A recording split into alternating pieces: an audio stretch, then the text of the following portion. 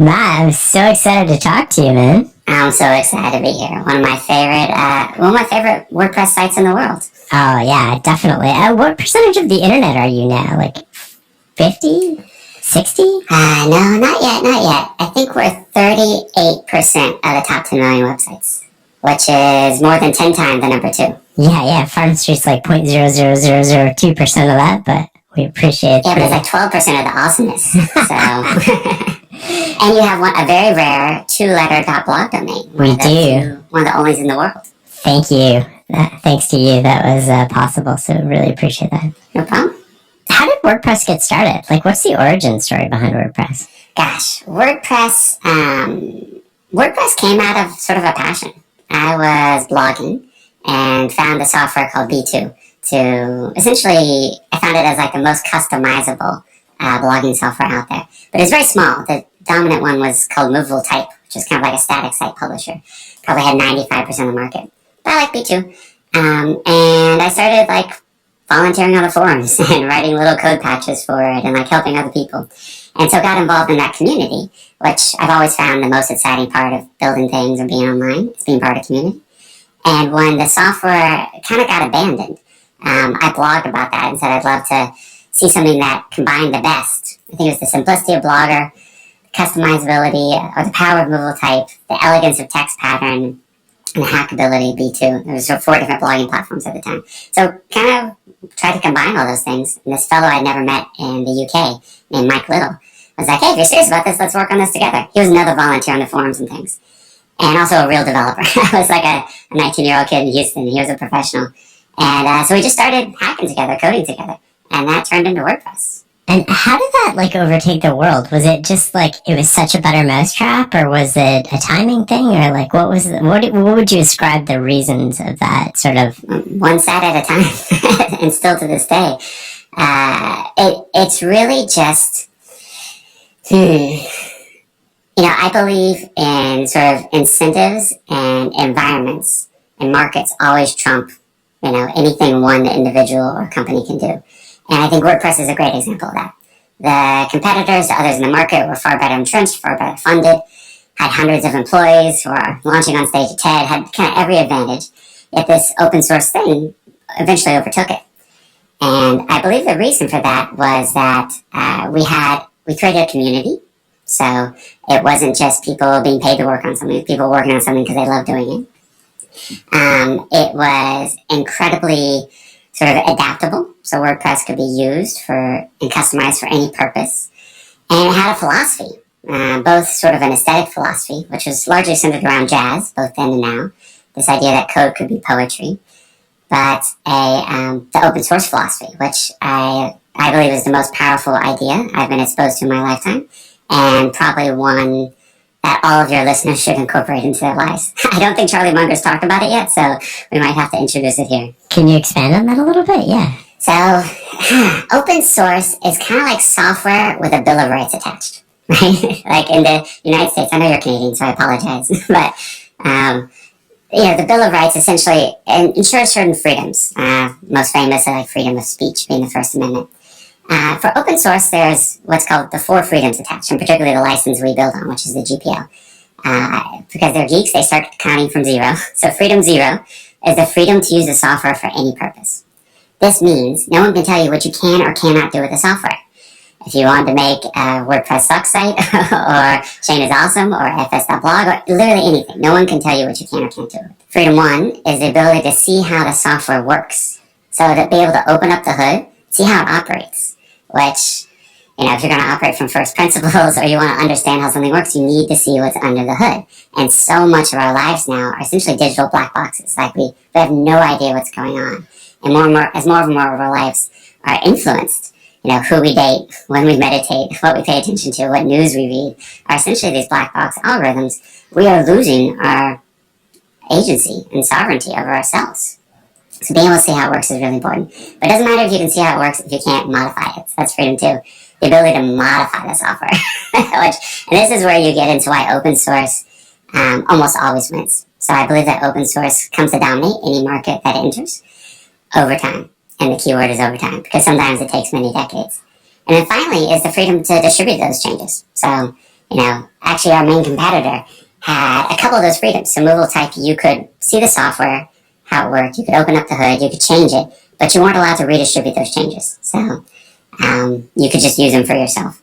The ability to distribute those changes means that the software takes on almost like an evolutionary dynamic where there's sort of survival functions and like that. WordPress itself was actually a fork, so kind of like an evolutionary branch of existing software called B2. When B2 died, there were like 5 or 6 of these different branches, and WordPress ended up being the one that was the most fit and survived. That's amazing. I love the concept of being able to sort of look under the hood and see what's going on. How do you commercialize that though? Like, what causes people to work on open source projects? Yeah, part of the freedom is the freedom to charge for it, or the freedom to commercialize it, or the freedom to sell it. Anyone listening to this could take WordPress and sell it to others. In fact, many do. You can get WordPress from Bluehost or GoDaddy or Amazon or a million different places, in addition to getting it from WordPress.com, which we run. So that's part of what's built in there. And there's different business models around open source. There's some which try to say, like, here's this open source thing, but we'll give you the same thing under a different license, or we'll put the best features into a paid version. I personally don't like that because it seems to take what makes open source successful and essentially create the incentives against it, right? Because if you play that out 10, 20 years from now, your very best features are going to go into the paid version, and the open source thing will probably wither on the vine a bit. And we've seen some of this happen. So the approach that we take is essentially making all the best stuff in what we call core, which is the software you can download from WordPress, and WordPress.org and use for any purpose. And then we create services around it.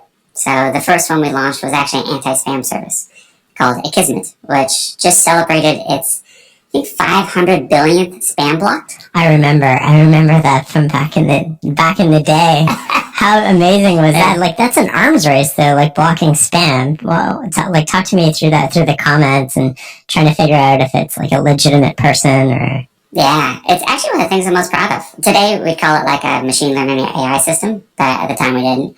And it's now, 10 years later, it still has over 5 nines of accuracy for blocking spam and keeping and allowing good stuff through. So it's essentially like basically, again, it's all about markets. Markets always trump anything an individual company could do. And there were all these solutions to blocking spam on sites. They would only work for that one site. And of course, what happened is the spammers would tweak their code and it would start working. So we created a system that essentially allowed all the kids being bullied on the playground to work together and to gang up. And of course, that's what makes humanity great, is our ability to collaborate. So we started collaborating against the spammers. And so they would adapt very quickly, but the network would adapt in real time to their changing tactics. And particularly with web spam, typically web spam is trying to direct either a search engine or a person to a place. So that provided a really great avenue of, a ton about security, of being able to target these, because ultimately they didn't just want to, they didn't want to rank first in Google for V1GR4, right? They wanted to rank first for Viagra or mesothelioma or whatever the random term they're trying to rank is. And so that ultimately ended up being one of the weaknesses. And still is a weakness of spam today. They still are trying to spam you to a particular website. And was Akismet the start of Automattic, or was there a different origin? Because you're running Automattic now. Yeah, so I was in college. I ended up dropping out to take a job at CNET, which was a digital media company, which was an early adopter of WordPress. And after a year there, I was like, I really want to work on this full time. I sort of pitched them WordPress.com and all the things that Automattic would later do. They said, well, we don't want to do that, but we'll support you. We'll invest in you. And so that was kind of the genesis. Akismet, funnily enough, used to be called Automatic Spam Stopper, so we realized that was an unfortunate acronym. Naming is usually not my forte. And actually my sister, I believe, came up with that name, and Akismet. And that was our very first product. And it was a plugin for WordPress. It's also a plugin for many other systems. So some large social networks use it. Accounting systems like Disqus, other platforms like Movable Type, Drupal can all use Akismet. And that was also one of the ideas. Tell me a little bit more about Automattic. Like, what do you guys do? And so Automattic started actually 15 years ago. I just celebrated my 15th anniversary with the company. And the idea was to essentially create a company which tried to build and flourish from the open web. and open source. So I wanted to create a place where I could work on open source full time, and all the other developers of WordPress and others could benefit from it. We also wanted to create a company, a for-profit, that was paired with a nonprofit, where each one would be stronger than either would be on its own. So I think nonprofits can do awesome things. I think for-profits can do awesome things. But when WordPress, we have essentially WordPress.org, which is open source software, which is now done by Automattic. We have Automattic, which creates services for WordPress.org. And then there's a huge ecosystem outside of that. WordPress, as you mentioned earlier, has some of the most incredible market share, and that's been very rewarding. But Automattic, the company, actually has smaller revenue than other companies that you've probably heard of, because we only make a few percentage of the dollars in the WordPress ecosystem. So we've always targeted, and I got this, there seemed to be sort of a law of platforms, going all the way back to like DOS and Windows. If you look at like the launch of Windows 95, one of the things Microsoft would talk about, do you remember that launch? There was like, people would line up at Best Buy, it was like a new iPhone or something. I feel like there was like a Rolling Stones song, and people got really into it. Yeah, okay. So one of the things Microsoft would talk about at the time is for every dollar we make from Windows, $19 or $20 are made by the Windows ecosystem. And so that's kind of like they were about 5%. And I kept finding this ratio that's like 20 to 1 everywhere in successful platforms. Not in fake platforms. Like, it's not on the Facebook platform. Facebook made like 90% of the dollars in that ecosystem, but in others. And so in building Automattic, I wanted to create a company which didn't take all the auction out of them. So we would try to make about 5% of the revenue in the WordPress ecosystem, and then grow the pie as much as possible. That's a really good concept, because I guess the theory behind that is if you're capturing more value than you create, you'll inevitably die. And if you're not capturing enough value, you'll inevitably die. You have to capture a little bit, but not too much. Always less than the value you create for others. That's the idea. And so the products we've evolved into doing are WordPress.com, which is kind of like our easy, hassle-free version of WordPress. WooCommerce, which is, I think, one of the fastest growing e-commerce platforms in the world. It's essentially e-commerce built on top of WordPress, so you get the best of both. And that's doing well over 20 billion of GMV now and growing really quickly. Oh, wow. And then Tumblr, which actually was an acquisition we did last year, which is one of our blogging competitors. We were able to acquire it, and we're redoing it, switching it to actually be powered by WordPress on the back end, and trying to create a sort of like nice social space on the web, which I don't think we have right now. How do you feel about the Tumblr acquisition? It's about a year later now, isn't it? Like more over a year, or about a year? Yeah, I think it was 13 months ago now. Okay. Definitely by far the biggest one we've done in terms of 180 people, different culture. At the time they were based mostly in an office in Manhattan. So a lot of things to bridge. I suppose I should mention that Automattic from the beginning has been distributed. So we always were people working from all around the world. Today it's about 1,300 people in 77 countries in almost every U.S. state. I think 4 of the provinces in Canada. But when we bought Tumblr, they were based in this one office. So a lot to bridge about the culture. And it's definitely a turnaround. Tumblr, I believe, was bought for $1 billion by Yahoo in 2012, 2013. Yep, Marissa Mayer did that. Mm-hmm. I think it was a really smart acquisition, by the way. But, they got sort of they had other problems. Yahoo kind of famously.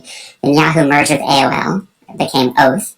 And then Oath was acquired by Verizon, which became Verizon Media. And you have this amazing community and set of things called Tumblr, which is just like the smallest fly on the back of a rhino on the back of a mountain, which is Verizon. And so we were able to work out a really good deal with Verizon, where we were able to acquire Tumblr for de minimis amounts. I think they were going for the maximum rate down. And then sort of take everything on and try to turn it around.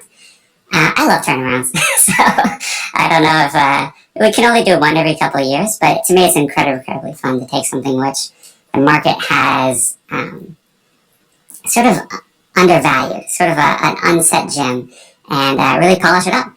And that was honestly most of our most successful products, including WooCommerce, were I don't think really appreciated or valued by the market at the time when we brought them in and made them part of the Automattic family. Talk to me a little bit more about how you think about turnarounds as the CEO. You purchase a company. What are the next steps in your mind? How are you thinking about integrating that? Are you leaving the culture alone? Are you changing it? Walk me through everything that's going on in your head at that point in time. Yeah, so Automattic is structured a bit like a holding company. So I like to think of us as like Berkshire Hathaway with a common digital platform. Is definitely what we aspire to. And so we can have these products like Tumblr, which run largely autonomously within. However, different from, Warren Buffett and Charlie Munger's approach, we do try to take, essentially get economies of scale and from our culture, like our hiring, our technical platform, our infrastructure, the 30, 40 data centers we built around the world, things like that. So we were able to take 25, 30 million a year of cost out of Tumblr just by kind of bringing it over to our systems, which brought them a lot closer to being break even. In terms of culture, I wouldn't purchase a company that I didn't want to be influenced by and also hope to influence. So I think if you do it right, the Automattic culture and the Tumblr culture become something new together. And that's what we've been doing. And we do that as well through lots of rotations. So lots of people from, who are at Automattic before have rotated on to work on the Tumblr team. And vice versa, we've had people from Tumblr either merging with other teams in Automattic or sort of collaborating across things. And this is a fine balance, right? Like all organizational structures are a series of trade-offs. But it allows us to get the benefits of having something that can kind of run on its own while still sharing knowledge and expertise and sort of unfair benefits that Automattic might have that other companies don't have access to. And Tumblr wouldn't have access to if it were its own independent company. So the cross-pollination, is that how you influence the culture? Like it's not a top-down, we're going to slowly nudge this a little bit differently. It's more like we're going to place people at different levels in the organization? Or is it the same level? Is it the top? Is it the bottom?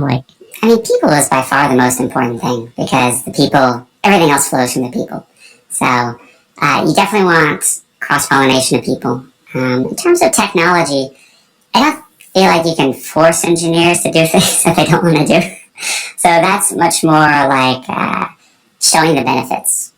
The only places where we'll do something really top-down is if there's a really large capital impact.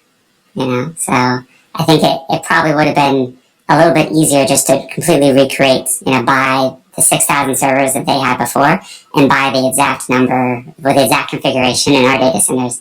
We ended up reducing that to about 800. So we went from 6,000 servers to 800, and part of that was, doing a lot of engineering work to bring things onto sort of what we've learned with best practices and being super duper frugal with everything we built. And so it took a little bit of work, but it just saved so much that it made sense to make that kind of like, no, we're absolutely going to do this decision. I want to keep going a little bit more on this. Is it run by the same person it was run by before, or is it run by somebody new? Yeah, so the CEO, Jeff, is still in place. So he was the CEO before, and he's the CEO now. So that's really interesting, right? Because that sort of leads me to speculate that environment matters a lot to how people perform. Is that something you think about? I think it's the most important thing by far. Yeah.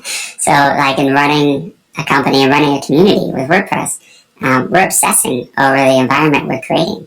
And I think there's a microcosm of that. I think about the environment around you in your office or where you're working and how the smells, the temperature, the lights, the inputs, the music, everything contributes to how you're operating.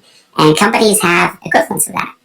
And communities have equivalents of that. In WordPress, we have 5,000-10,000 people contributing to WordPress on a regular basis.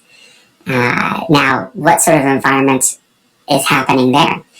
We have something happening right now, which I think is fairly unique and exciting for open source, which is WordPress 5.6, which is coming out fairly soon, is an all-women release lead squad.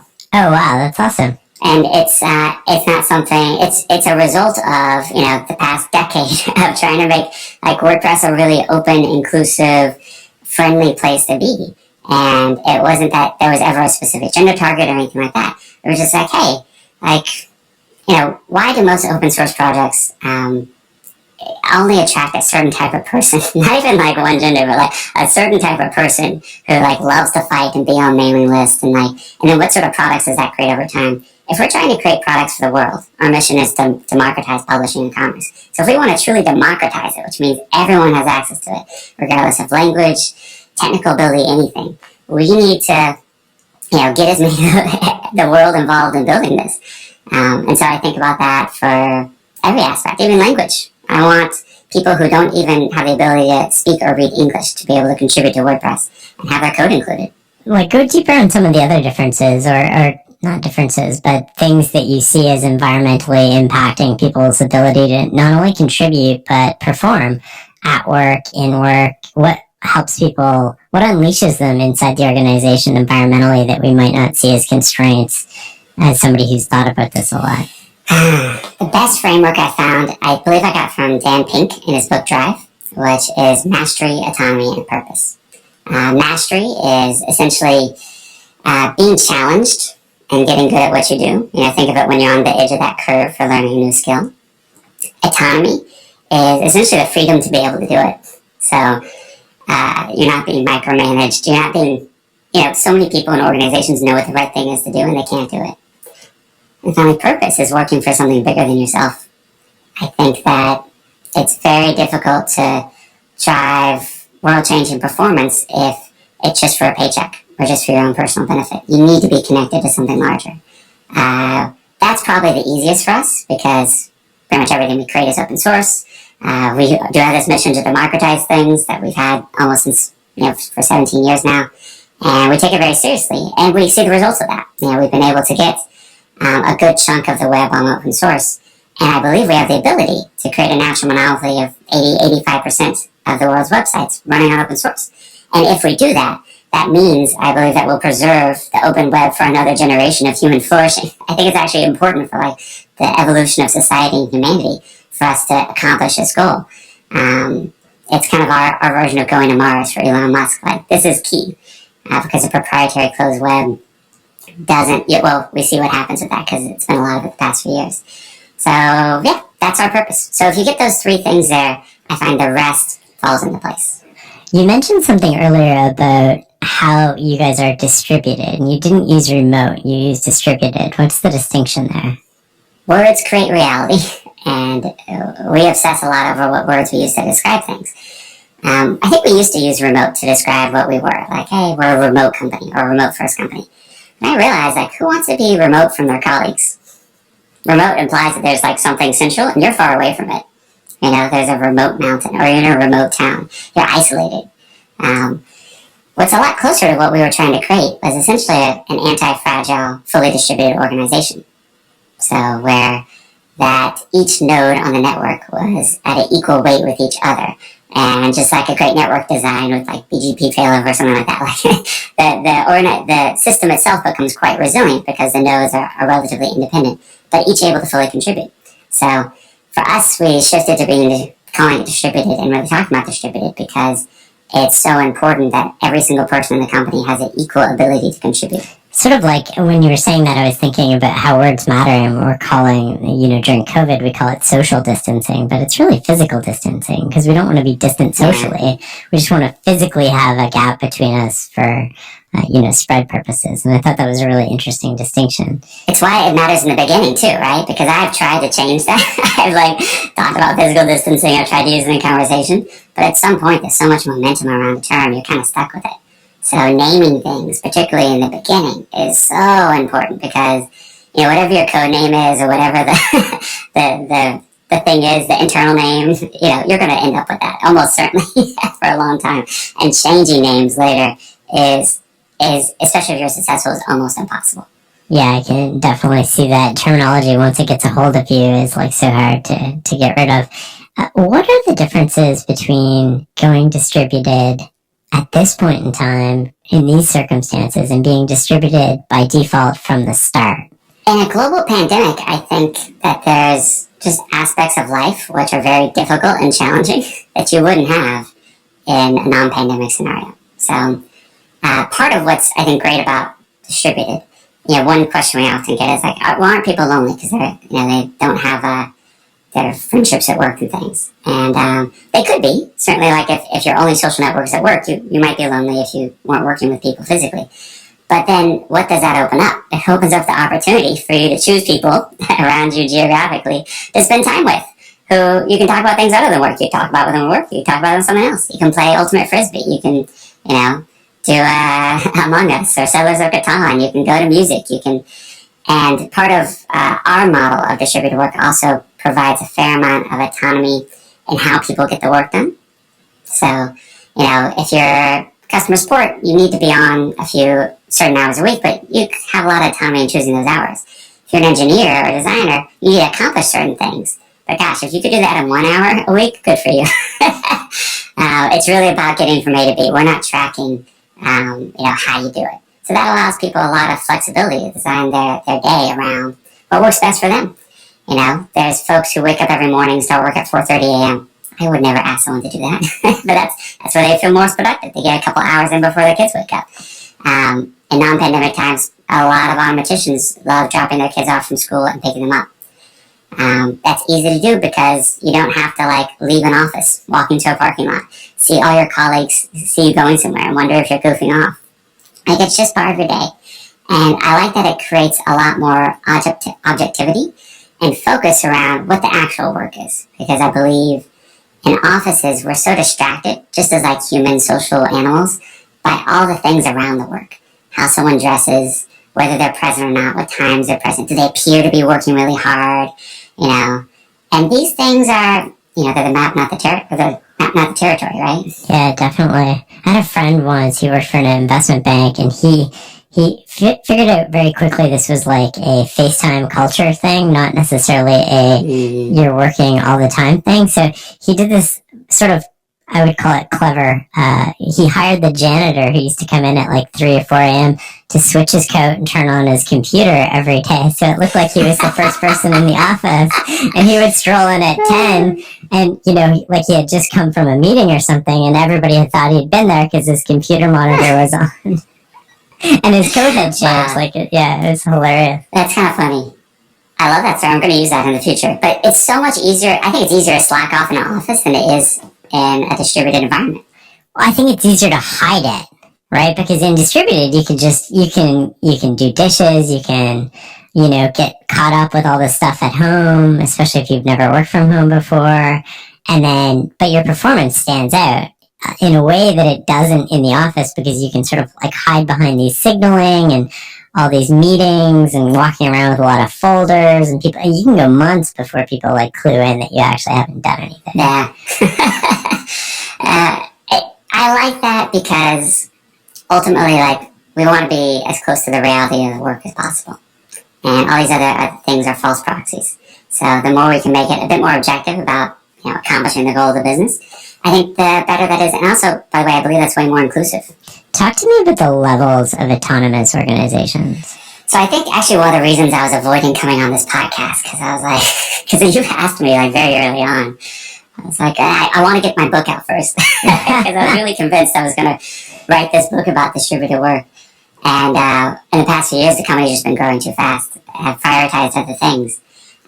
So what I ended up doing was starting a podcast, and then doing that for a little bit. I was going to make that the step to the book. I was going to do the Tim Ferriss thing.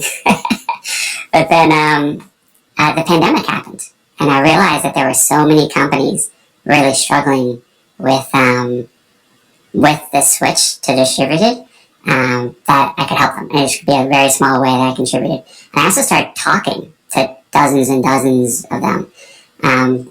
CEOs of top 5 financial firms with, hundreds of thousands of employees that I had dinner with just months before that said we could never be distributed. And then months later, they're 98% of our workforce is working from home, and we're doing great. And so I got to see from the inside lots of it going well, going poorly, everything. I came up with these 5 levels. I call them the 5 levels of distributed autonomy. Decided to introduce it on Sam Harris's podcast, which I recommend checking out that one too if you haven't. And essentially what they are how companies evolve through working in a distributed fashion. Because I'm an engineer, we start counting at 0, so there's a secret 6th level. So level 0 is a job which absolutely cannot be done distributed. And what's funny is we think a lot of jobs were level 0, and it turns out they weren't in the pandemic. So I like to refer to telemedicine. You used to think you needed to go into the doctor to have them look at that, rash on your kid, and now you can do that all online. So level 0, think construction, maybe being one. Level 1 is when if you weren't in the office or with your other colleagues for a little bit of time, you could get by but the environment's not really suited for it. So typical in level 1 is like, if you had a family emergency, you had to go pick up your kids from school, maybe you could hop on a phone call, but maybe you wouldn't have access to like a VPN or internal company resources. It wasn't really designed for that. So you get by for a day, but you're pretty unhappy. Level 2 is where most companies went to in the pandemic. So level 2 is where you basically try to take everything you did in the office and recreate it online. And this is like the cargo cult of distributed work, right? Like you say, we used to be in 6 hours of meetings a day. Now let's be in 6 hours of Zooms a day. And let's have these ways of reporting. And let's, maybe you have access to more of the tools online. If you're in level 2, you might feel totally exhausted at the end of every day in a way you never did in the office. Lots of level 2 organizations have too many meetings. They worry about installing monitoring software on their employees' computers, or they don't have a good way for people to have a home office setup or things like that. Level 3 is where you start to embrace the benefits of being online. So this is where, think of it like we like to have a Google Doc. When we have meetings, we have a Google Doc that's open on everyone's computer, and we're taking notes in real time, and everyone is looking at that next to sort of the Zoom. And this allows kind of a real-time record of whatever is being recorded in the meeting. And also that becomes a sense-making apparatus. So if someone is taking the notes, which by the way we can share, and they see something written down which wasn't what they thought was said, all of a sudden you're reconciling that difference. And that's super, super powerful, because how many times have we been in meetings we thought we all agreed, and then a week later you realize everyone had different definitions of the terminology you used and ideas of what success was and everything. So that's just one simple example, which is off-the-shelf Google Docs and Zoom, that is actually a major force multiplier for success in meetings. Level 3, you start to have fewer meetings too, which I like. Level 3 is still synchronous though. You're still expecting people to be kind of online, working together at the same time to get work done. Level 4 is where you go from synchronous to asynchronous. And this one's kind of magical. By the way, it's also really, really hard. It's much easier to work together if you're there at the same time. You can kind of ping pong back and forth.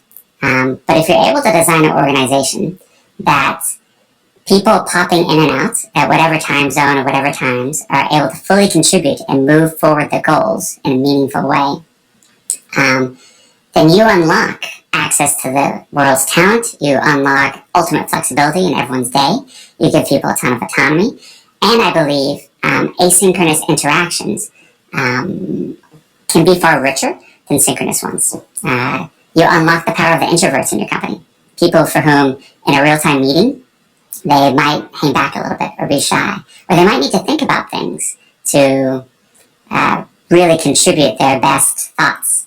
There's a French phrase I love.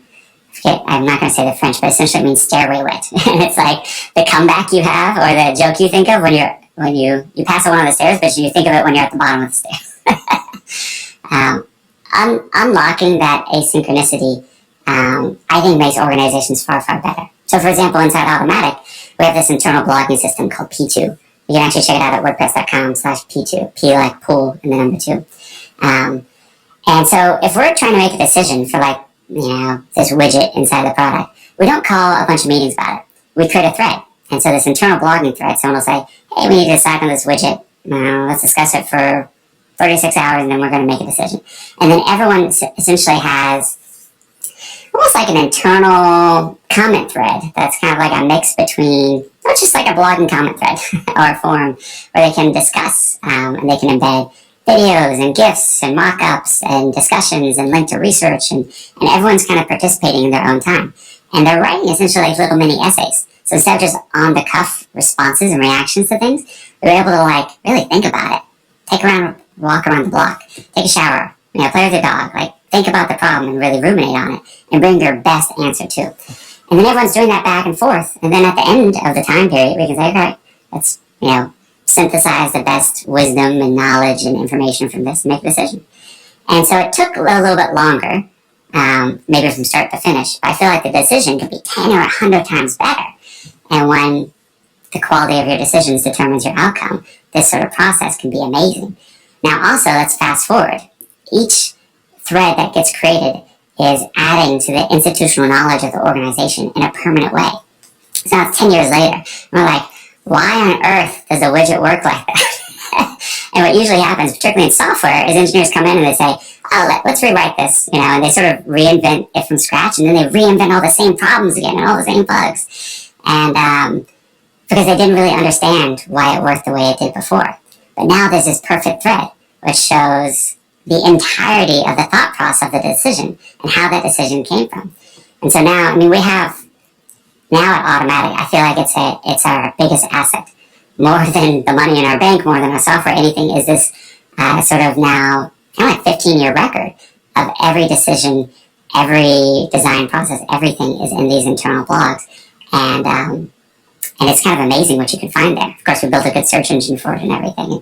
And you can really mine. And I think it allows us to now not recreate the same mistakes, particularly when, in a tech company fast growing, 20-30% of your people might be there less than a year. They might be pretty new. And so it allows companies to escape that fast scaling companies to escape the groundhog effect that often happens when you're growing really quickly.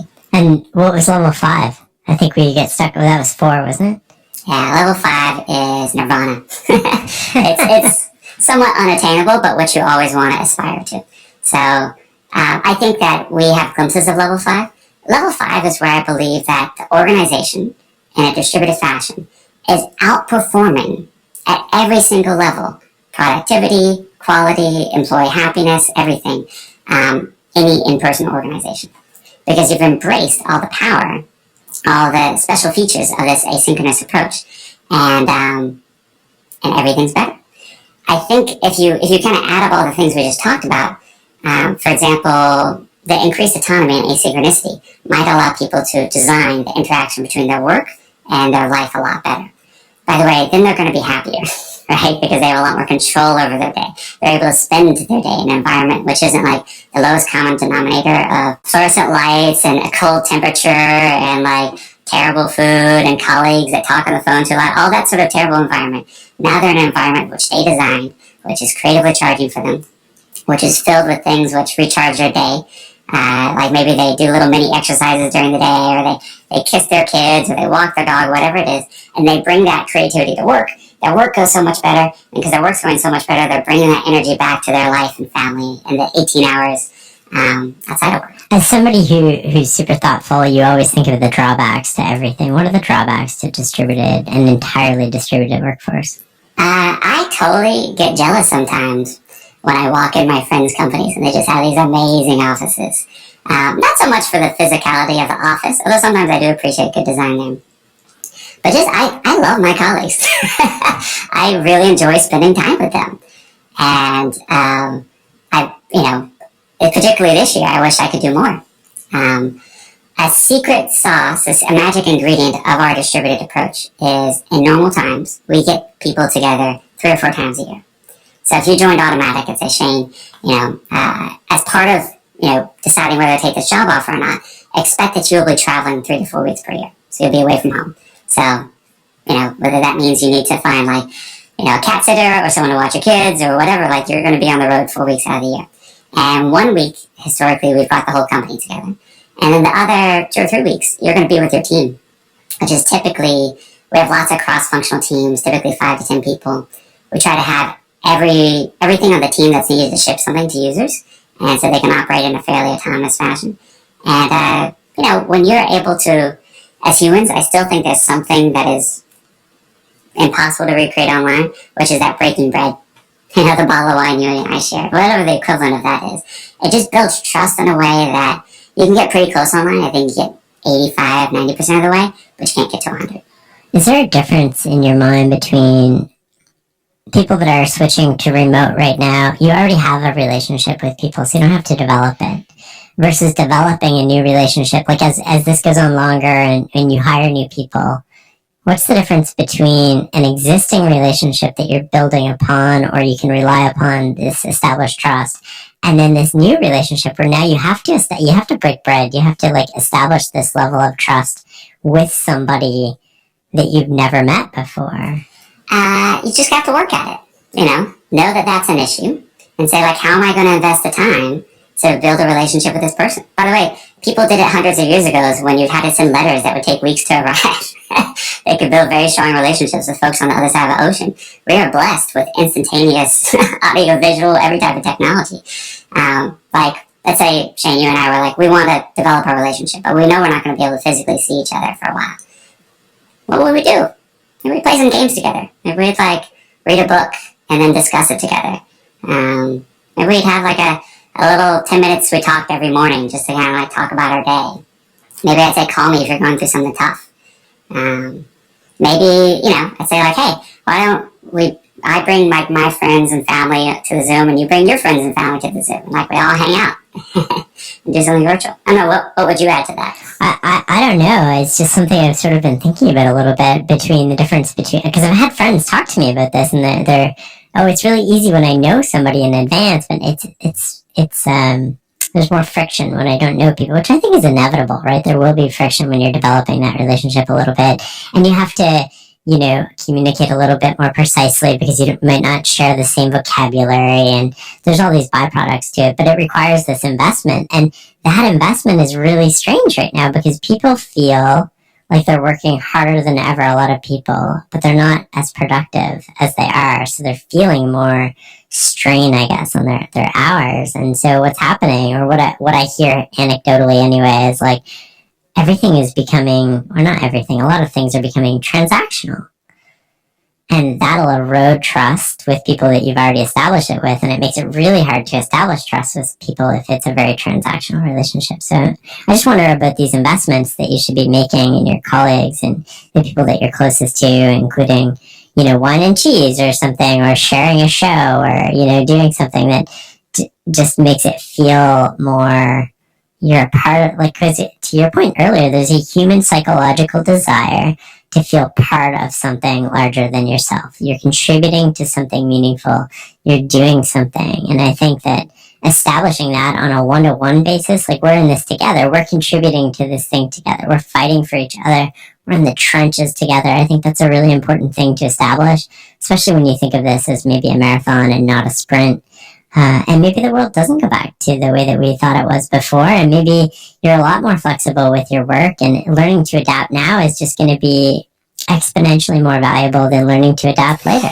You know, if your friend were here and he were also my good friend, I would shake his shoulders and say, like, wake up, you know? Yeah. If you think of trust as like a function of communication times time, you know, maybe when you were in an office with someone, you got some of those things just by default, and you didn't really think about it. But if you were to actually think about it and invest in it, I bet you could create an incredibly close relationship, one much more intentional and deliberate than you would just maybe cohabitating with someone by default. Just kind of like in relationships. You can live with someone every day and not develop a relationship. And you can see someone a few times a year and then develop an incredibly deep relationship. So it's the same with your work colleagues. So I would say, like, you know, really talk, and by the way, talk about that. Say, like, hey, Shane, like, I'm feeling like a little more disconnected from you, because we haven't seen each other in a while. Like, what can we do? And make it a conversation. By the way, that's also how we solve, like, most of our company problems. I get lots of questions like, well, what do you do if the team isn't brainstorming, you know, the way they used to because they don't have a whiteboard?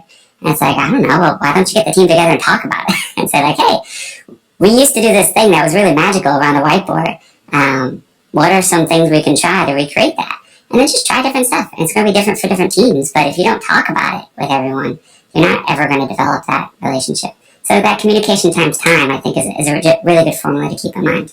And just to add to that a little bit, one of the things that I did end up going back and saying is, like, oh my God, we do this at our events. I never even thought of this in, like, the context of this. We take complete strangers and we sort of, like, get to a base level of trust. And how do we do it? We had that game based on the 35 questions to fall in love, where we have these increasing, like, intimacy level questions. I was like, try this with people.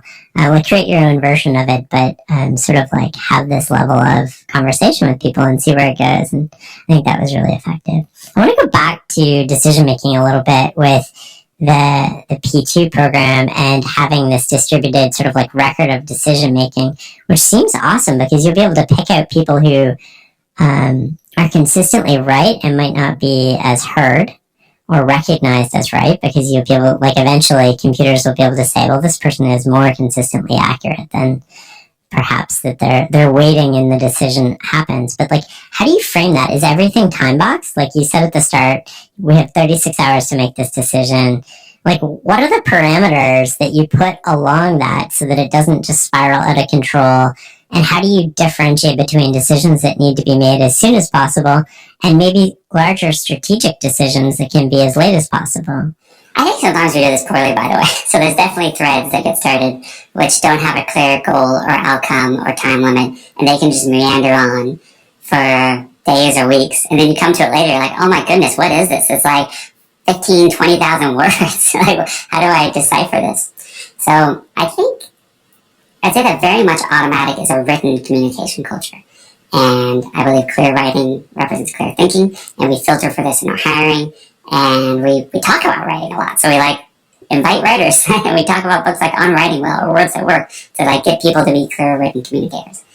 Some of the things I'd recommend other companies try that we've come to, let's say there's a post which is presenting an idea. A very common pattern is a TLDR at the top. If you're not familiar with that acronym, it's TL semicolon DR, and it stands for too long, didn't read.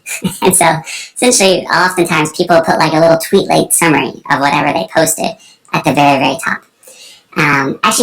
So some way, you asked about Tumblr culture influencing us. They introduced a new acronym to this. So they have the TLDR, then like a chunk of text, and then they have like, it's escaping me right now, but I feel like it's like GSGM, like good stuff, give me more. And think of that like almost like an appendix, where there could be like another 5,000 words if you really want to dive deep into this, whatever the post is about. You could, but if you didn't, you could just skip that section. Don't feel like you're required to read it. Another really good practice our best internal threads have is the time boxing. I think that's usually pretty good. But then also someone who summarizes it at the end. So again, it can be kind of intimidating to come on this really long conversation thread and hard to sort it out. So one thing I see some of the best, particularly leaders do in the company, is at the very end, they'll just make a comment that summarizes everything, including the outcome. And so if I come across a really long thread, often what I'll do is scroll to the very bottom and see if there's one of those summaries, because that can be like that synthesis. And synthesizing is an incredible contribution to the institutional knowledge that's great there. And if I wanted to dive into a particular thread or mine a thread on how something was decided, I could, but I don't need to. So I think a lot about that efficiency of time, and I think one downside of synchronous communication is it's kind of one-to-one. So the time that it's taking to communicate the information is also what it takes to consume it, and that's kind of inefficient. On the other end of the spectrum is maybe like a book that someone took a lifetime to write, and it can take you a few hours to read. Like, wow, that's a multiple thousands to one ratio. So that's really dense and valuable. And probably the worst is like things that take people a short amount of time to create and you a long time to consume. Maybe that's Twitter. Yeah, definitely. I mean, a lot of these hand grenades that people throw out take a lot of time to refute, but like 8 seconds to like tweet out. And yeah, it's an interesting. I wouldn't imagine you'd have that as much inside the company, but especially when it's visible, because there'd be like a shaming element to it as well. Well, that's just also one thing that the superpower of asynchronous. So, we do these monthly town halls every month where anyone can ask any question, and I just answer them in real time, or someone else in the company answers them in real time. You can watch that real time, and it's about an hour long. But we post a recording, so if you want to watch it sped up later, that hour-long meeting, you can get through in 30 minutes. So, hey, you literally just created time out of nothing. And so this is why we always want really good notes out of meetings. By the way, if every meeting is transparent and has really good notes or a recording, people don't feel the need to be there. And so the meeting can be smaller, which also means it's more effective. Where it's like, not everyone is like, I'm not in this meeting, I'll have no idea what happened, and like my voice won't be heard. So when you start to unlock all the pieces of the stuff we talked about in the 5 levels, one thing then like leads to a cornucopia of like other benefits that you wouldn't have until you went through the earlier levels. How do you prevent people from sort of, or encourage them not to, I guess is probably a better way to word it, but like not getting caught up in Slack all day, or reading P2 all day, or catching up on all these meetings that they weren't really a part of, and just sort of like acquiring all this organizational knowledge that they never put to use? The best way is clear expectations. I mean, ultimately, and by the way, I've had these weeks where like I spent a lot of time very busy. I worked maybe 60 or 80 hours, but I didn't really get my most important things done. So when you have clear expectations either for yourself or for others, that is the best filter. Because at some point, there's going to be that conversation like, oh, either with yourself or with someone else, like there's an accountability. I didn't meet the thing that was expected of this role or this job or that other people were depending on me on. And then you start to say, well, what happened? Did I play Nintendo all week? Okay, well, that's an issue. Did I work really hard but on the wrong things? That's far more common, actually. Yeah. The problem we have actually in distributed work, so to get to another downside, is not underwork, it's overwork. So we have developed a lot of internal systems we used to not track any vacation, or what we call AFK, away from keyboard time, because we have a completely open policy there, take what you want. But the problem was people weren't taking it. So we started tracking it to encourage people to take it, which is kind of funny. And so we do, that is a report that HR team leads will look at. It's like, Shane hasn't taken a single day off in 6 months. First, I'm going to have a conversation with you about why. That, by the way, this has happened a lot in the pandemic. People are like, I can't go anywhere. I'm locked down. Why would I take any days off? And then like, well, maybe try it anyway. Do a staycation. Just don't go in your office at all that day and do everything else. Or, talk about how that recharge time, because I do believe it is important for high performance, how to build that in. How do you think about your day and organizing it to make sure that you're working on the most important things? I roughly think of my time in 3 buckets. I try to spend about a third of my time on people.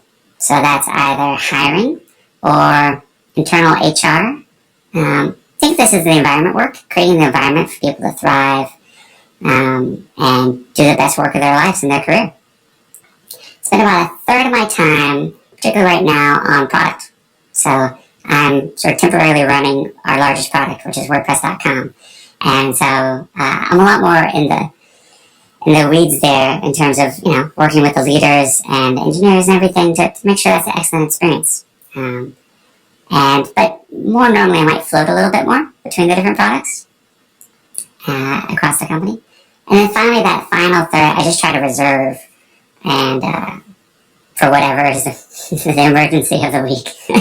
Do you think about sort of like your day the night before? Do you have blocks of time where you're guaranteed to be free? Like how do you do that? And how much email do you get? You don't get a lot, right? P2 takes care of most of it. Internally, I get almost zero email. So inside the company, we basically don't use email. Maybe like some HR stuff or something you might get via email if it's truly private, but everything else happens on the blogs. I also am at a point right now where I have almost no meetings in my schedule. So kind of no regular recurring ones. Everything is a bit more opportunistic or on the fly. I would say that a lesser version of this is throughout the company. Most of our teams do have regular recurring meetings, but Automattic probably has 80% fewer meetings than most other companies I'm familiar with their internal workings. This is also really powerful. What happens when you have fewer meetings means if you need to have a meeting, you can do it immediately. It's not like sometimes I'll meet with friends at Google and like there's this like Tetris of their calendar and you're like, all right, next Friday at 2 p.m. I've got 15 minutes or something like that. Or like, hey, let's meet at 7 p.m. because then I'll be done with things and they're working you in like a crazy off time. But when everyone's calendar is open, it's kind of like, all right, let's hop on. Let's do that right now. So it increases the velocity, which you can solve the problems, what you were doing the meeting to create. So that's where I am right now. By the way, I'm not always like this, and I'm not advocating this for everyone all the time. There are times when I was in a lot more like weekly one-on-ones with 15, 20 people a week or something like that. But for where we are right now, my biggest value is in taking information, synthesizing it, writing, and making some very, very subtle but large changes to how the organization works that need to be planned and thought through. And so there's a lot of conversations around these. And come to come to a conclusion. I also like to have as much reading in a day as possible. I want to come back to the reading here in a second, but what are some of those subtle changes that you're talking about that you're thinking of? This has been a year of incredible acceleration for our business, because as the world economy and everything shifts online, our e-commerce business with WooCommerce, the blogging side, the site creation with WordPress.com, even usage of Tumblr grew. And so everything was up at a time when I would say my colleagues are impacted. So I feel like we were operating probably even still at like a 70% efficiency of what we were pre-pandemic. And that is largely, it's everything that you can think of. People are literally getting sick sometimes, or they have loved ones that they need to care from. The impact on folks who care for either elderly or children has been really disproportionate, I think, in this year. And so I've seen a big impact for folks like 4 kids at home trying to homeschool them. This has been really challenging. So we're not operating at our peak. What's funny is other organizations that have been switching to distributed have been talking about how they've gained 15 or 20%. So my theory is that we were at like 100% and we came down to 70. They were at like 50% and they went up to 70. Yeah, especially if you had kids, right? And you had elementary school children like myself sent home, and it's like try working with, a 10 and 11-year-old at home. It's good luck.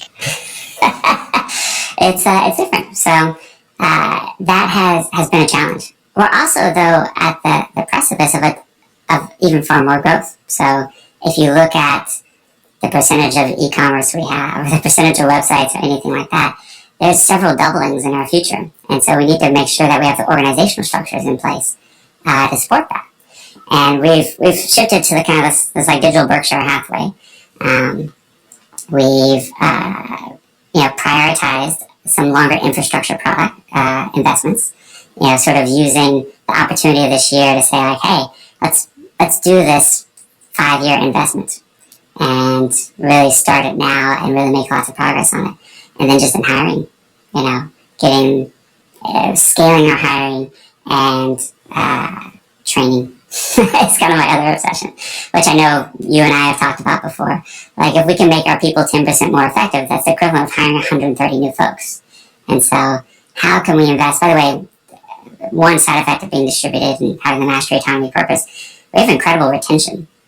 So our regretted churn is something like 4% per year, 3%, 3.5%. And so if people stay more than a year or two, they'll probably be here a very, very long time. So you have to train them like they're going to be around forever. It's that old joke, like, what if I train my people and leave? And like, what if you don't and they stay? Like, we've got some examples of this, but to be completely candid, like, we were a little bit relying on in-person as a crutch. So a lot of our previous learning and training would happen when we were together in person. So we are, much like many children in the world, trying to learn how to do this in a distributed fashion really, really effectively.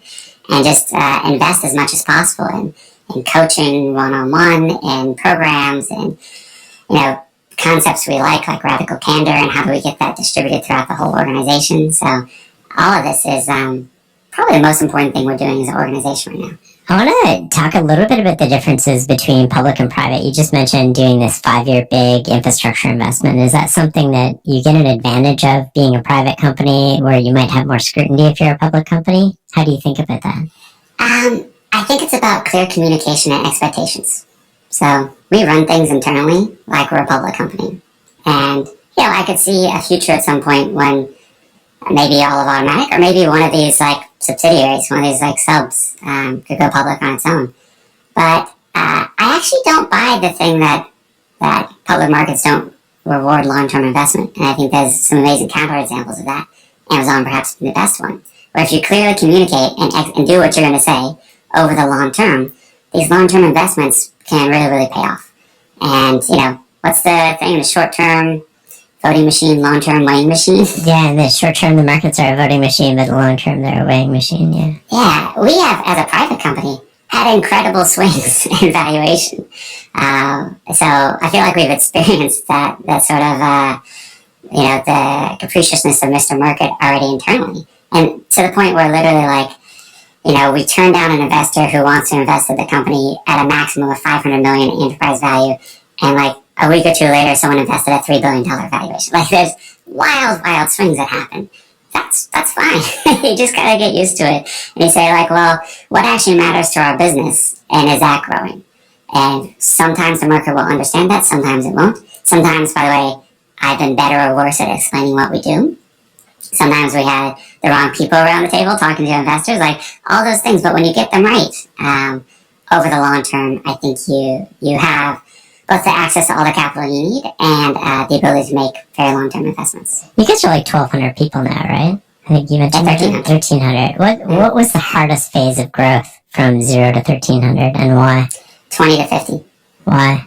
And by the way, this is always happening. So I try to design Automattic to be a fractal organization. So as you zoom in or out, it is self-similar. And so a cross-functional 10-person team at Automattic looks a lot like what all of Automattic looked like when the whole company was 10 people. And then as they grow, there's like is it mitosis when a cell splits? Like a team will get too big, then it'll split into two, and then there'll start to be some coordination. So when a division, and we have several of these going through this, is kind of in that, kind of like $20, $30 million of revenue, and going from 20 to 50 people, you lose that ability to brute force the collaboration and getting everyone on the same page. And you really need to start communicating in a way which is well understood across the existing people. But also at that point, you're probably scaling pretty quickly. And so you need to be able to onboard people to this institutional knowledge that was built up by a lot of people working closely together for many years, and bring that new person in really effectively and get them to understanding. A lot of what happens at that phase is you bring in new people and you get that Groundhog Day thing where like the new people come in and they start that discussion or debate that has happened 5 times already. Because, when you first look at WordPress.com, you say, well, what if we just like made it ultra simple and only had like 5 buttons like Tumblr? Wouldn't that be way bigger? And you're like, okay, well, here's what happens when you do that. And here's 3 times we've done that, and why it worked, and what we learned from it, and like how we're using that to inform our next version. So there's that onboarding when you're scaling. It's sort of the bootloading of institutional knowledge. If you could imagine your aspirations being like when Neo gets plugged into the Matrix and he's like, I know Kung Fu. You're not going to get quite there, but if you could get that in someone's first couple of weeks, I think you're ahead of 99% of companies. And particularly when you're in that sort of point when you're growing above 50% people-wise. Is there a costly mistake that you've made recently, or while you were growing Automattic, that you think other people would benefit from knowing to avoid? So many. What comes to mind instantly when I say that? What comes to mind instantly, we were having a lot of essentially like people issues with the very earliest team. And we were probably 20, 25 people. Some really good fights happening with folks I was very, very close to. And so it felt like a personal thing. We had an offer at that time to sell the company for about $200 million. And it was absolutely the right answer not to do it. But I was very close to, and it was partially because I was like, okay, that'll resolve these people issues. I won't have to deal with them anymore. But I was like, what is going on here? Why would I make this like life decision to sell this thing, which could be 100 times bigger, and I believe will be, because of like an interpersonal conflict. And so that conflict avoidance is definitely something that, particularly early on as a lead, I think led to a ton of dysfunction within the organization. Another one that came to mind was, we've been very inspired, by the way, a lot of remote distributed stuff was pioneered by Basecamp, at the time called 37 Signals. But they also were really into like keeping the company as small as possible. And so I really kept us sub 50, probably 2 or 3 years longer than we should have been. And so that meant that we got really spread thin. And we underinvested in things like customer service because I was trying to keep the company really small. Because in my head, I equated big with bad. I thought, the larger organization gets, the worse it gets, the more bureaucratic.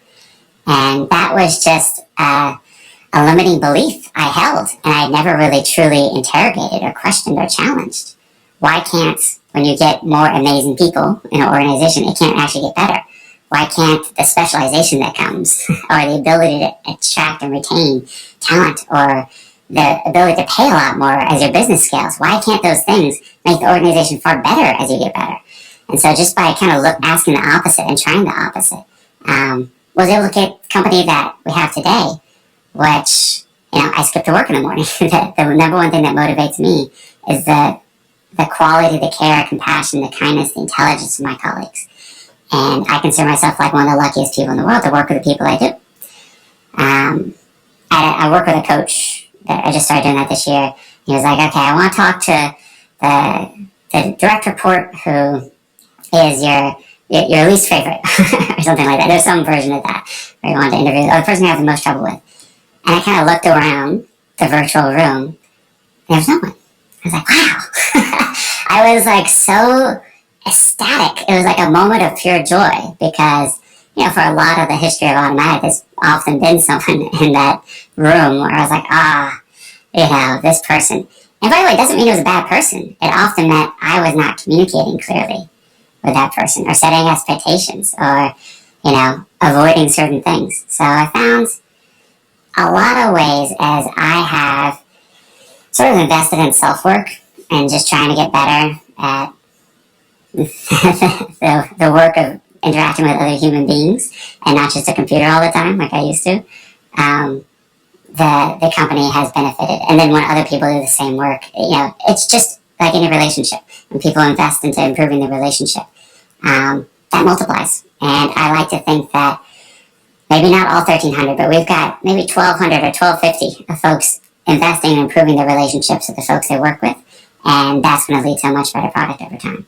Faster iteration. What are some of the blind spots you've uncovered working with a coach this year?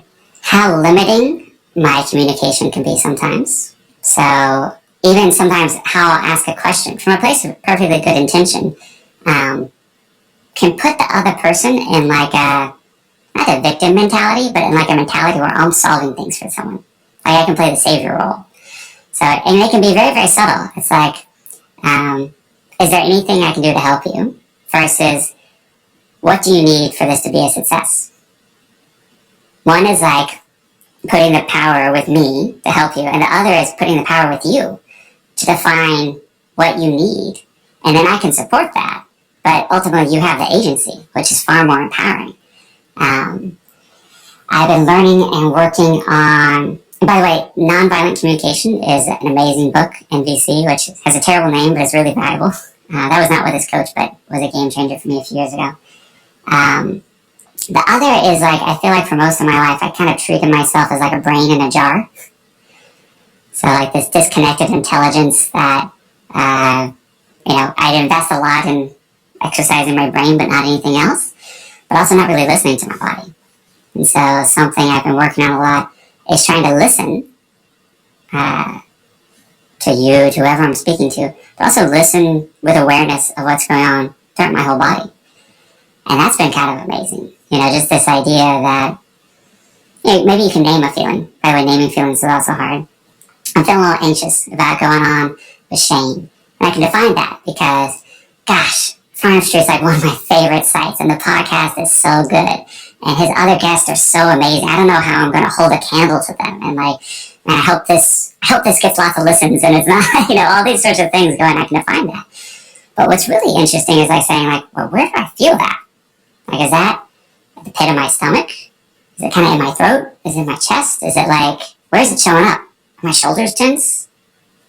And identifying that for me has just been really, really powerful for allowing the feeling to pass through versus being kind of kinked up inside me and causing disharmony versus, I apologize for these words too, they're so inexact, but like sort of somatically experiencing and working through difficult things, where before I would try to intellectualize it and like think my way through problems.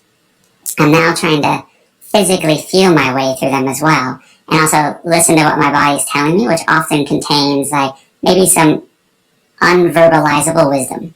I like that a lot. Does that make any sense at all?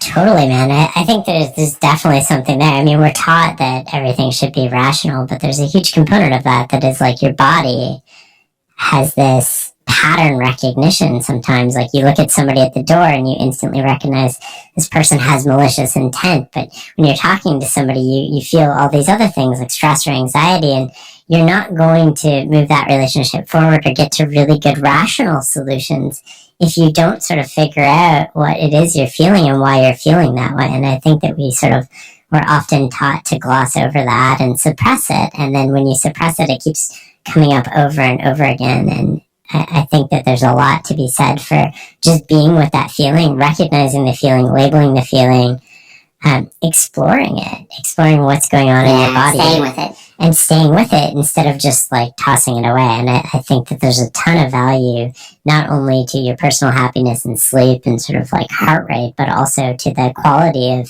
thinking and decisions and relationship, right? Like if you're trying to grow the pie with somebody, it's really hard to do that when you're feeling anxious around them. And one of the better ways to get out of that and to come up with win-win is like, why am I feeling anxious? Let's chat about this for a second. There's a quote I love from Hafiz. Fear is the cheapest room in the house. I would like to see you living in better conditions. Oh, I like that. This is really powerful. You can also, everyone listening to this can feel it. Like if we were to take 10 seconds and try to breathe your belly, like where you take a breath in, and really like stick your belly out almost comically and then let it go back in, that'll instantly have an effect on you. And it's like, okay, what just happened and why? I'm not just a brain in my jar. Your whole nervous system's connected to every part of you. And that's a fascinating thing I'm starting to explore. Some of this stuff I think I avoided before because it felt a little woo-woo. I'm a very skeptical person. I like challenging things. I love the scientific method and process. But when I discover something like the harmonic series, like as a musician, like when I started learning the math of the harmonic series and where it show up and the history of like just versus even intonation and all these sorts of things, I was like, wow, there's an entire universe here that actually that shows up in like physical laws and so very scientific things that that's just a million different places I wouldn't think of. How plants or how petals form on a flower. Like, these things are pretty cool. And so I love kind of like maybe starting with the woo-woo mystery side and then kind of like exploring it from a more scientific basis of, first principles and things that are axioms which are fully definable versus even if it started at a place that felt a little amorphous to me. I look forward to learning more about this from your experiences and how you grow with this. So I think that is a really interesting place to be. I want to switch gears a little bit back to just decision making a little bit. What are the patterns of people that make really good decisions? Like what do you see in these people and how do they think about things in a way that is transferable to other people? One of the best advice I got early, which was from early at Automattic, I actually hired a CEO. I consider him like a co-founder, Tony Schneider. It's like my business soulmate. And one of the things he taught me early on was make reversible decisions quickly and irreversible ones deliberately. And I still return to that on like a weekly basis. If it's a reversible decision, we'll probably learn a lot more by doing it. I find it so funny, in software especially, like let's just build the first version and build it to throw away maybe. But let's get that prototype out there. And we could debate it for weeks or months or do a million mock-ups. But that, I have this old essay, 1.0 is the loneliest number. Like the oxygen of usage is required for any idea to survive. And so you want to get to that first version as fast as possible. And that learning is really, really valuable. So the speed of iteration. So I like smaller reversible decisions that happen frequently, quickly, and without being too attached to them. A lot. Now, you all famously advocate, and I point people all the time to the decision journal. Our internal login system essentially becomes that for both small and large decisions. And particularly for large decisions, we try to really gather, I think Netflix calls it farming for dissent, like try to gather as much contrarian or challenging ideas as possible. One thing sometimes new executives struggle with when they come to Automattic is the fact that everyone, including me, might really challenge them on the things that they're doing. And I've had people say to me before, like, "Hey, I'm an expert. I've been really successful. Why don't you just let me do my thing?" And it's like, Yes, and we should be able to defend our ideas, not just to me as the CEO, but to like, the brand new person at the company. You should, one of my favorite things I refer to Farnham Street all the time, the work required to have an opinion. Yeah, it's one of my favorite too. You should really be able to defend your idea vigorously. And even better, I want you to be able to argue the opposite, even better than the person challenging you can. And unless you really understand that, you haven't really, and we probably are not making the decision in the most informed way. And especially if we're making a decision, it seems like everyone agrees. Talk to me, like, what do you think of as irreversible? Like, do you actually define that literally, or is it just hard to get out of? Because a lot of people get stuck on this. There's almost nothing that is literally irreversible. It's all a matter of costs. Like, if you're an NBA general manager, you could trade somebody away, but you could always trade back for them, and you end up in this sort of almost this circular argument about thinking about decisions. How do you think about that? It's true that probably almost everything is reversible, but some of them, the cost is so high that it's unattainable. I'll start naming things. Or things actually people think is reversible that are actually far harder to reverse, especially when you're successful. Taking an investor on. So who you choose to partner with. Mm-hmm. It might be reversible, but it might blow up on the way out, so it might actually be existential. So fundraising, acquisitions, on both sides of the table, are very, very hard to unwind and sometimes existential. Not totally reversible, but, something you want to do deliberately is particularly executive hires. Because an executive needs 6 to 12 months to ramp up. So, and then, kind of a year to do their thing. So if you make the wrong hire there, you kind of lost 2 years in the system. So there's a lot of these that I think are worth approaching deliberately. Or just having a few turns on, like writing. There's almost no writing that didn't get better from some amount of editing. I'm sure there's a diminishing margin of return at some point, but you know this as a very crisp writer. Like, how often is that first draft like the best thing you've ever written? Oh God, never. And the idea that it is, or should be, is keep so many people with amazing thoughts from writing more. Because they're like, oh, my first draft is terrible, I'm throwing it out. Well, congratulations, you are now like every great writer in history. And it's really about that process that happens after that first draft, which is where the magic is. Talk to me a little bit about mental models and the mental models you use most commonly when you're making decisions for yourself or for Automattic. I think I'm struggling with this one because I'm such a fanboy. Well, I mean, this is worth pointing out, right? Like, so our physical books, the Great Mental Model series, are a direct result of you and your support of what we're doing. I mean, they wouldn't be possible. The physical copies wouldn't be possible without you and Automattic, so thank you. That's very kind. Although I believe someone would have sponsored it if we didn't. But yeah, I was falling over myself to do so. By the way, if you haven't gotten the physical book, I encourage people to do it because it's gorgeous. The mental models, I think that, we all operate on pattern recognition. And most of these patterns are subconscious. And there's been great books written on this, like Thinking Fast and Slow, all of Dan Ariely's work around behavioral economics, all the great conversations that have happened this year around bias, conscious and subconscious. Like, these are just patterns that we have. And I think far too often do we truly invest in creating deliberate patterns. Ones that don't just happen by accident, but that we truly challenge and choose to adopt in our life and actually practice. Much like an athlete would practice a certain move or a musician would practice a scale, these can become the sort of raw technique of, I think, operating, particularly under pressure, under duress, or in high, time-sensitive situations. When you can fall back to this training, to these mental models, it is really, really powerful. And that, Sean Munger says the lattice work that creates. I actually love thinking about it in musical terms. There's 12 notes in the Western scale. There's a million scales between them. I mean, not literally a million, but there's all these combinations. But I play jazz, and so it's all about improvisation. If you put someone who doesn't know all of the underlying technique and theory and just say improvise, it's not going to be great, right? Because you need to know the rules to break them. And maybe that's a mental model. Well, there's a saying: the young man knows the rules, the old man knows the exceptions. I like that.